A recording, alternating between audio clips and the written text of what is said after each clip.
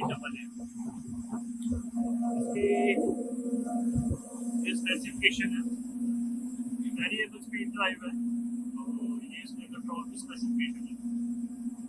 आज हम उसके बारे में पढ़ेंगे, कंट्रोल का, इसकी प्रोग्रामिंग का।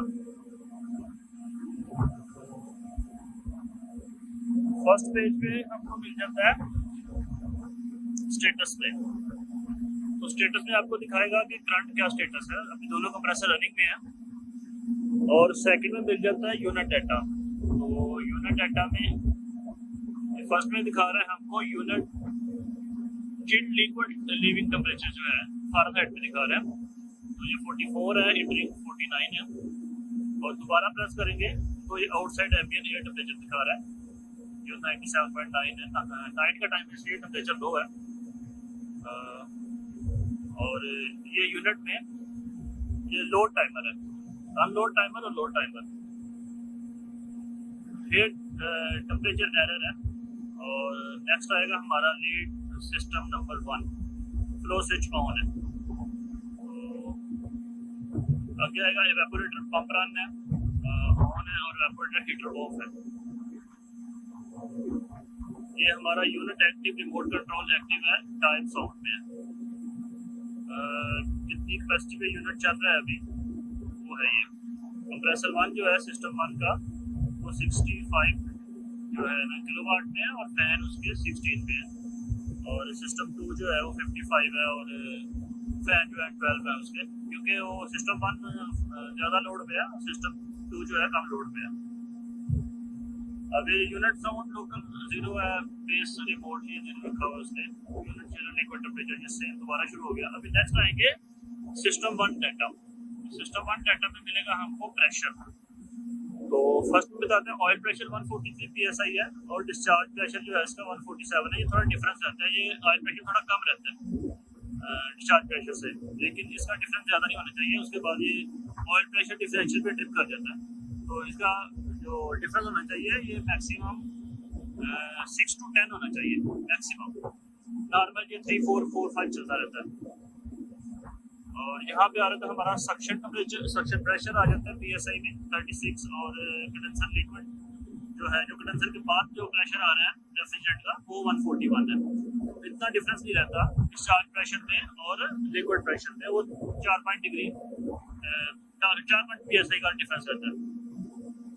आगे आ जाता है हमारा टेम्परेचर डिटेक्टर आ जाता है, 43 आ रहा है। डिस्चार्ज जो आ रहा है हमारा टेम्परेचर वो 135 फ़ारेनहाइट आ रहा है। नेक्स्ट आ जाता है हमारा कंडेंसर लिक्विड टेम्परेचर 100, और सब कूलिंग 7.0 है, सैचुरेशन टेम्परेचर 107 है।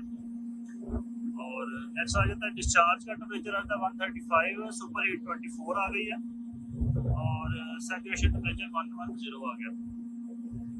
वाटर टेम्परेचर ये तीनों सेंसर का टेम्परेचर दे रहा है वो। T1 पे 115 है, T2 पे 123 है, और T3 पे 117 है फ़ारेनहाइट में।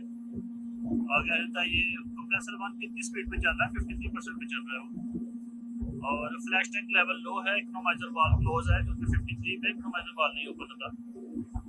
और ये कंडेंसर सब कूलिंग 3.6 है, और कंडेंसर ड्रेन वाल्व जो है 37.8 ओपन है।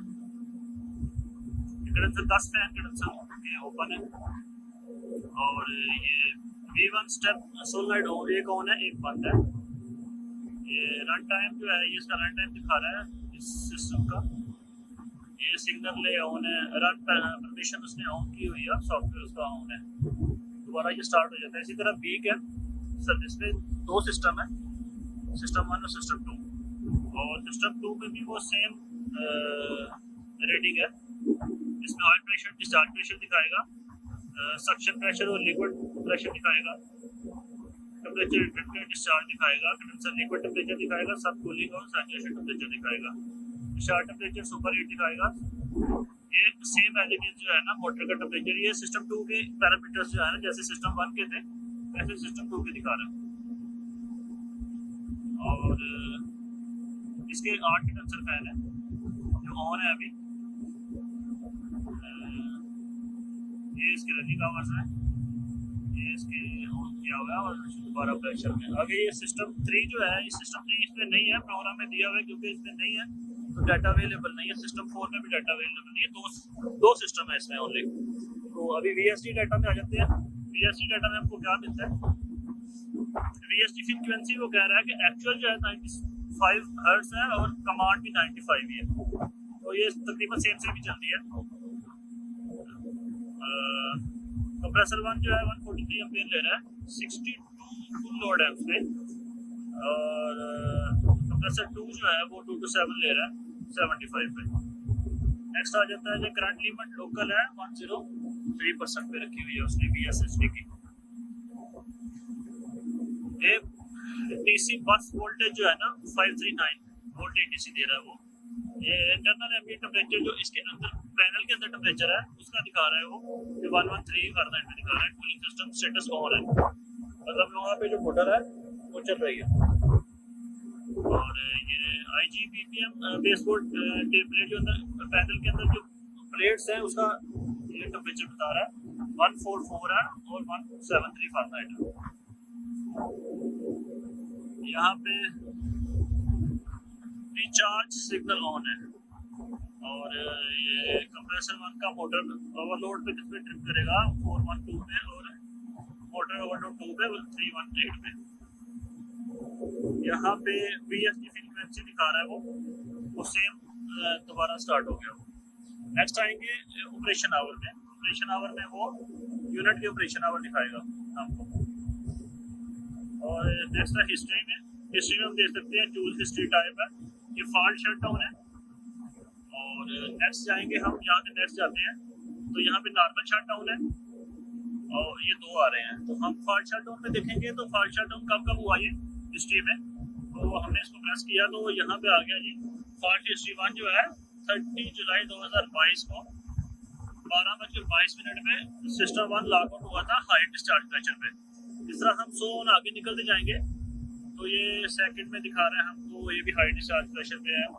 थर्ड में भी high discharge, system 2, system 3, fourth में, फिफ्थ में आ रहा है जी रिडक्टर क्लोज फॉल्ट आ रहा है सिस्टम 1 का। तो ये 10 तक जाती है, 10 के बाद दोबारा ये रिवाइज हो जाती है, 1 पे आ जाती है। तो जो नेक्स्ट है हमारा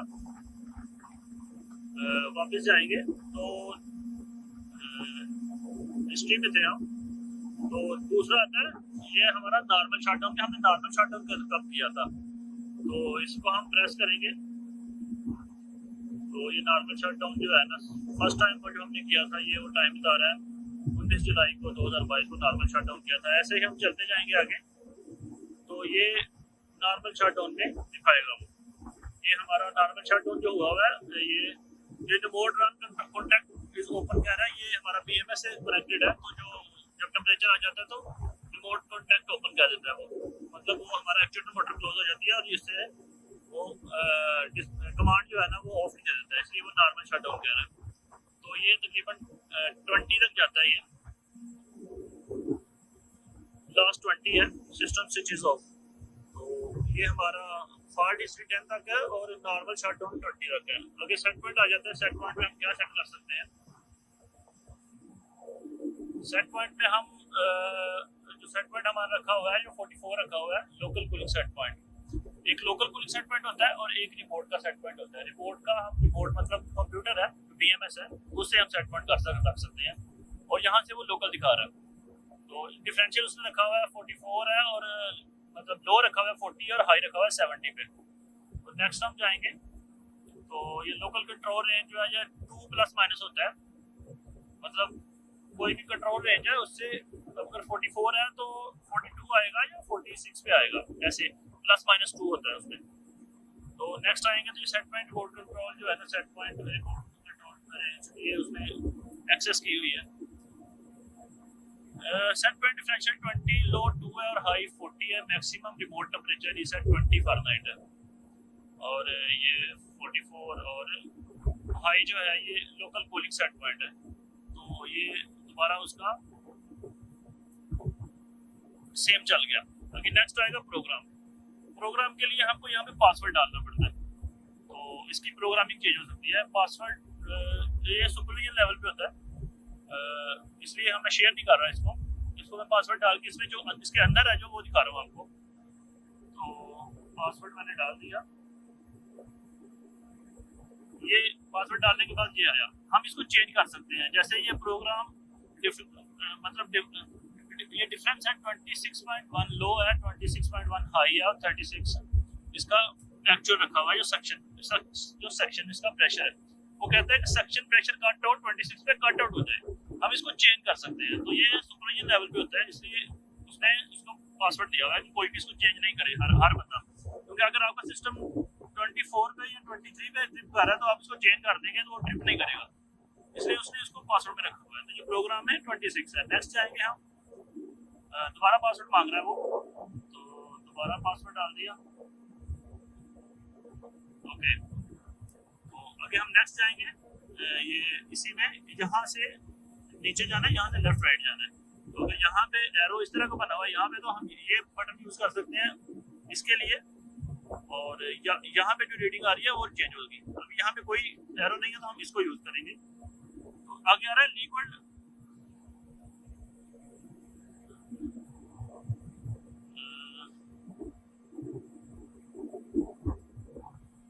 यहाँ पे, तो यहाँ पे इसको प्रेस करेंगे हम, तो ये नेक्स्ट आ जाता है लो एम्बिएंट टेम्परेचर जो कट आउट है, उसमें वो -2.0 डिग्री सेंटीग्रेड बता रहा है एम्बिएंट टेम्परेचर में, इतने में कट आउट होएगा वो। आगे वो दिखा रहा है जी differential 36 cut out, leaving liquid temperature cut out वो 36 में दिखा रहा है। मोटर करंट लिमिट उसने 103 रखी हुई है, इसको हम चेंज कर सकते हैं, कम कर सकते हैं, ज़्यादा कर सकते हैं, लेकिन इसने जो 103 रखी हुई है परसेंटेज पे। यहाँ पे उसने दिया हुआ है पुल डाउन करंट लिमिट 100% के ऊपर जाएगा तो वो ट्रिप कर देगा, पुल डाउन कर देगा। हाई डिफरेंशियल 100 है, लो 30 है और हाई 100 है। आगे आ जाता है pull down current limit 0 minute में, वो ट्रिप करवा देगा। सब कूलिंग सेट पॉइंट उसने 5.0 रखा हुआ है, डिफरेंशियल 10 रखा हुआ है, लो 0 और हाई उसने 20 में रखा हुआ है। इलेक्ट्रिक सेफ्टी टाइमर है, ये 80 मिनट है। जब ट्रिप करेगा तो 80 मिनट के बाद वो टाइमर जो है ना टाइमर पे चला जाएगा। ये डिफरेंशियल 30 है, लो 10 है और हाई 1000 पे रखा हुआ है उसने। नेक्स्ट आ जाता है हमारा मोटर टेम्परेचर अनलोड, मतलब ये मोटर का जो टेम्परेचर है ये 240 में जाएगा तो वो मोटर टेम्परेचर अनलोड कर देगी।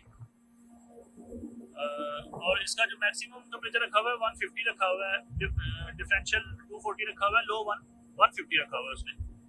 तो नेक्स्ट जाते हैं हम, ये प्रोग्राम डिफरेंशियल 0 लो हाई 7 है, रिमोट यूनिट आईडी नंबर ये उसने अपने लिए रखा हुआ है। और ये साउंड लिमिट सेट पॉइंट है, ये 0% पे है, डिफरेंशियल 0 to 100 होता है ये हाई। आगे जो दोबारा ये डिवाइड हो जाता है, तो हम थर्ड में जाएंगे ऑप्शन में। ऑप्शन में वो बताता है कि आप इसकी लैंग्वेज चेंज कर सकते हैं। तो यहाँ पे ये एरो आ रहा है, हम इसको दबाएंगे तो ये इसकी लैंग्वेज चेंज हो जाएगी। जैसे ये मैं इसको दबाता हूँ तो वो भी कहता है इटालियन आपने रखनी है, ये पोल्सकी रखनी है, ये मैकियार है, डच है, ये फ्रांसी है, पुर्तगाल है, स्पेनिश है, इंग्लिश है। तो ये ऐसे इसकी लैंग्वेज चेंज कर सकते हैं हम। अभी हम नेक्स्ट जाएंगे तो वो बोलेगा आप इसको एक्सेप्ट करो या रिजेक्ट करो, तो आपने इसको रिजेक्ट ही करना है क्योंकि हमने चेंज नहीं करनी।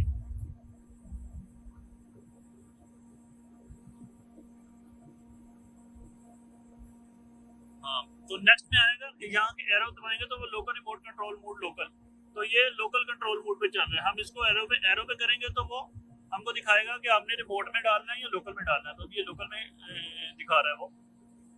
नेक्स्ट में हम जाएंगे तो यहाँ पे डिस्प्ले यूनिट है। डिस्प्ले यूनिट का मतलब ये होता है कि इसमें जो पैरामीटर्स आ रहे हैं वो कौन सी वैल्यू में आए, मतलब कि PSI में आए या KPA में आए। उसके बाद इसमें PSI है और बार है, और दूसरा ये है फ़ारेनहाइट है और डिग्री सेंटीग्रेड है। तो यहाँ पे ये इंपीरियल में आपको दिखाएगा PSI और फ़ारेनहाइट, और अगर हम इसको SI में करेंगे तो यहाँ पे दिखाएगा आपको बार में और डिग्री सेंटीग्रेड में। तो हम इसको इंपीरियल में लेने देते हैं, हम इसको यस कर देते हैं। नेक्स्ट जाते हैं हम यहाँ पे lead lag control mode automatic. अच्छा, हम इसमें चेंज कर सकते हैं कि जो इसमें कंप्रेसर लीड कौन सा है और 1 है या 2 है। 2 कंप्रेसर है, कोई भी लीड और कोई भी हम इसको स्लेव कर सकते हैं। तो उसने ऑटोमेटिक रखा हुआ है कि रनिंग आवर के हिसाब से वो चेंज करता रहेगा। जैसे कि ये हम इसको एरो को दबाएंगे तो वो बोलेगा मैनुअल सिस्टम 1 को लीड करना है आपने या मैनुअल सिस्टम 2 को लीड करना है आपने। तो हमने ऑटोमेटिक में रखा हुआ है, तो ऑटोमेटिक जो है ना उसी पे चलेगा। यहाँ पे ये remote sound limit input disable है और यहाँ पे low ambient temperature cut out enable है। हम इसको डिसेबल भी कर सकते हैं। ये एरो बना हुआ है तो हम लेफ्ट में जाएंगे तो ये यहाँ पे ये डिसेबल आ जाएगा। हमने डिसेबल नहीं करना, इसको इनेबल रहने देना। तो नेक्स्ट हम जाएंगे, ये variable water outlet control disable है और नेक्स्ट है आइसोलेशन वाट डिसेबल है। तो ये हमारा प्रोग्राम खत्म हो गया। नेक्स्ट आएगा ऑप्शन खत्म हो गया। नेक्स्ट आएगा हमारा डाटा। तो ये डेट एंड टाइम है। डेट एंड टाइम में हम डेट एंड टाइम सेट कर सकते हैं, चेंज कर सकते हैं। शेड्यूल में हम शेड्यूल में चेक लगा सकते हैं कि कब से कब तक चिदर चले और कब से कब तक बंद रहे, ये शेड्यूल में होता है। नेक्स्ट आएगा हमारा मैनुअल ओवरराइड में। मैनुअल ओवरराइड में दिखा रहा है कि आपके कंप्रेसर जो है ना वो उसमें क्या आपका सिस्टम की कंडीशन क्या है अभी। और ये प्रिंट में हम किसी भी चीज़ का प्रिंट ले सकते हैं उसकी ज़्यादा हिस्ट्री के लिए। तो इसके लिए हम ये all history normal shut down है, हिस्ट्री बफर 1 है, 2 है, ऐसे ये 100 है। तो यहाँ पे हमको ये मिल जाएगा 10 तक जाता है, ये कैंसिल प्रिंटिंग में आ रहा है वो। तो ये प्रिंटिंग में हम उसकी हिस्ट्री ले सकते हैं। और अगर सर्विस में आएगा तो सर्विस में भी सर्विस एक्चुअली होता है फैक्ट्री का, तो इसमें भी वो पासवर्ड मांग रहे हैं हमसे, क्योंकि ये इसका जो इंटरनल प्रोग्राम है उसको हम यहाँ से चेंज कर सकते हैं। तो अभी इसका मैं पासवर्ड लगाता हूँ।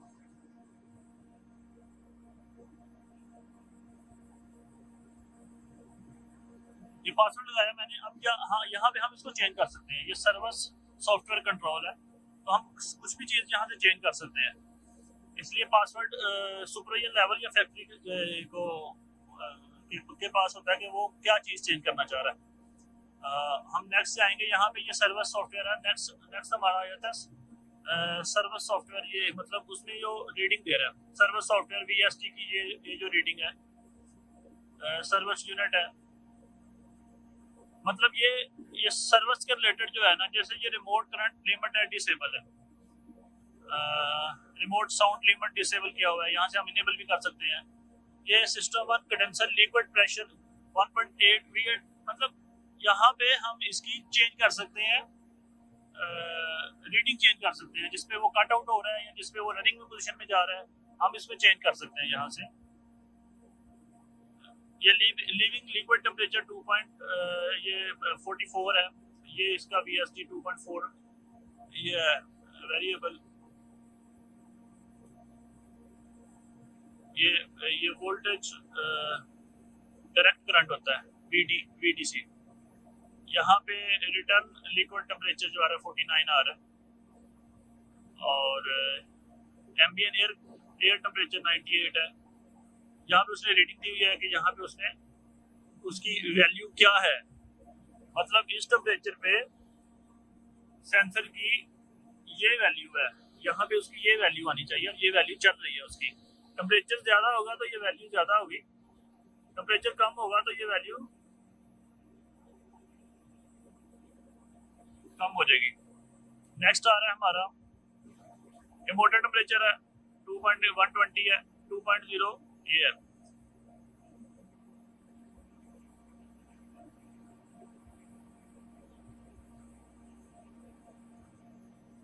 नेक्स्ट आ रहा है हमारा मोटर टेम्परेचर T1। ये मतलब इसमें हम ये स्पेयर एनालॉग इनपुट है। यहाँ पे ये जैक का नंबर बता रहा है वो।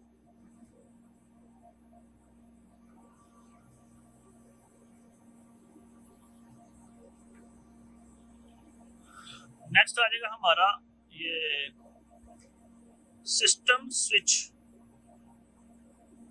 सिस्टम स्विच में हम ये सिस्टम स्विच है, यहाँ से हम रीसेट भी कर सकते हैं, स्विच ऑफ भी कर सकते हैं और स्विच ऑन भी कर सकते हैं। यहाँ पे जो सिस्टम 1 है यहाँ पे ये सिस्टम स्विचेस है, सिस्टम 1 ऑन ऑफ रीसेट, यहाँ से हम 3 काम कर सकते हैं। अभी सिस्टम चल रहा है, अगर हमने इसको रीसेट करना है तो नेक्स्ट में जाना है हमने, ये रीसेट लॉकआउट है, अगर अलार्म आया तो उसमें लॉकआउट कर सकते हैं। तो ये यहाँ पे सिस्टम ऑफ आ जाता है, ऑफ करना है तो ऐसे ही 2 में है, 2 में भी ऐसे ही कर सकते हैं, ठीक है। और नेक्स्ट वीडियो में मैं दिखाऊंगा इसको जो पार्ट्स वगैरह के नाम है और उसके फंक्शंस कैसे हैं, और जो पैनल के अंदर कोड वगैरह है वो कैसे फंक्शन कर रहे हैं। चैनल को सब्सक्राइब करें अपनी इंफॉर्मेशन के लिए, और अगर कुछ अपडेट करना है तो कमेंट्स में मुझे बताएं कि कुछ आपने देखा जिसकी आपको ज़्यादा इन्फॉर्मेशन थी और आपने मेरे साथ शेयर करनी है, तो मेरे भी नॉलेज में इजाफा हो जाएगा। तो थैंक यू वेरी मच।